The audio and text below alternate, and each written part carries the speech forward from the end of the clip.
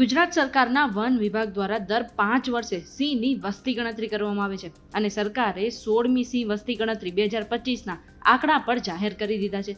ગુજરાતમાં એશિયાઈ સિંહની કુલ વસ્તી 891 થઈ ગઈ છે, જેમાં 196 નર, 330 માદા, 140 પાઠડા અને 225 બચ્ચા નોંધાયા છે. તો હવે પ્રશ્ન એ થાય કે આ પાઠડા એટલે શું?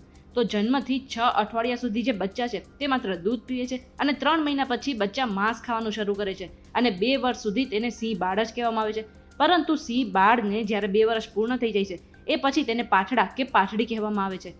અને આટલું જ નહીં, 3 વર્ષના પાઠડાને સિંહ સમૂહ છોડવાની ફરજ પણ પાડવામાં આવે છે અને પછી તે પોતાનું નવું જૂથ બનાવે છે અને અન્ય સમૂહ પર આધિપત્ય પણ જમાવે છે. અને 4 વર્ષની ઉંમરે સિંહની દાઢી કેશવાળીમાં પરિવર્તિત થવા લાગે છે અને પછી તે પુખ્ત વયનો સિંહ બની જાય છે. તો શું તમને ખબર હતી કે પાઠડા એટલે શું? જો ના ખબર હોય તો આ રીલ બીજા લોકોને શેર કરી દેજો અને જો ખબર હોય તો કમેન્ટ કરીને અમને જણાવી પણ દેજો.